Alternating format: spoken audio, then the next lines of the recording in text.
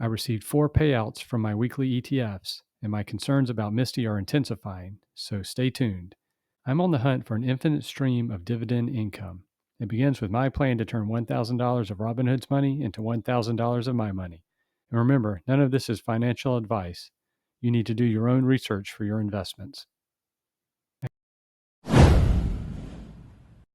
As usual, let's start off with dividends received this week. NVYY and COIW both paid me on Tuesday.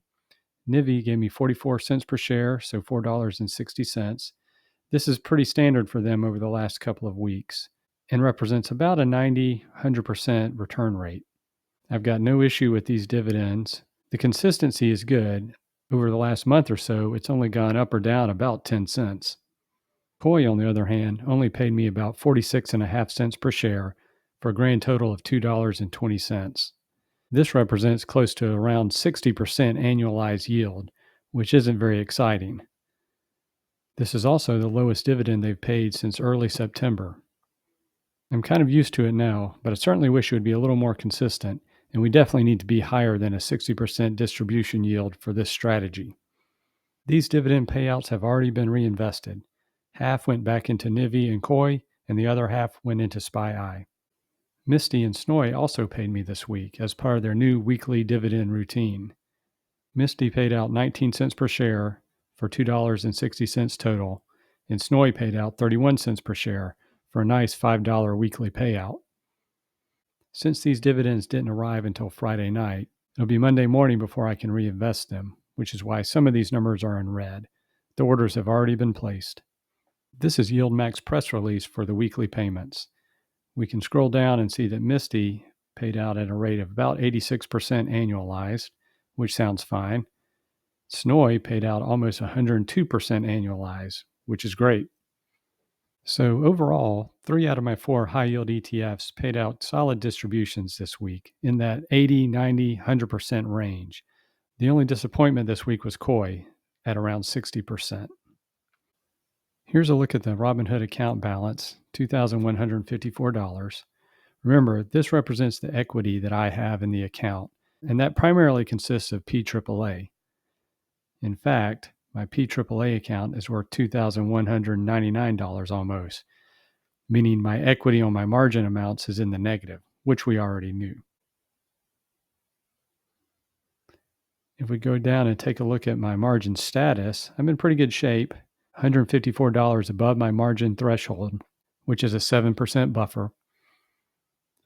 The amount here you see at $7.73 are the MSTY and SNOY dividends that I haven't been able to reinvest yet. Those orders will top off the margin used back to $1,000 when they execute first thing Monday morning. Here's the margin status screen. For those interested in maintenance ratios, the highest is NVYY at 50%. The rest are in the 25% to 35% range. And quickly, I'll mention the Fed dropped interest rates again this past week, and Robinhood dropped their interest rate a day or two later by 0.25%. Because I'm a Robinhood Gold member, my $1,000 margin loan is interest-free. But if you were using margin less than $50,000, the interest rate is only 5.25%. Here's a look at the price share return for my 4 high-yield ETFs over the week. SNOY led the way, up over 2.5%. NVYY was about flat. COIW and MSTY were down, with MSTY doing the worst, down over 7%. Here's a different view of my account summary. It's great to see that 2 of my high-yield ETFs are in the positive. And remember that with my strategy, I'm only reinvesting half of the dividends back into each of these high-yield ETFs. So the fact that NVYY and SNOY are positive is great. Overall, the portfolio is down about 5.5%. This really highlights my concern with MSTY. It's down 41%, and I'm growing more and more concerned about it. The source of the damage for MSTY is the price return, so let's take a deeper look at that. Here's a price return chart of MSTR and MSTY on Seeking Alpha. On the 5-day chart, MSTY tracks MSTR very closely, both down about 9.5–10%. If we go out to the 1-month chart, that gap widens a little bit. MSTY's down about 4% further than MSTR. At 6 months, the gap is really widening, with about a 25-point difference. Year to date, about a 50-point difference. 1 year, about a 72-point difference. This isn't unexpected. MSTY's price return is not supposed to keep up with MSTR, but considering MSTR is going down in general and MSTY is falling with it, and even worse, it's concerning. Let's switch over and take a look at the total return. Here, things are much closer.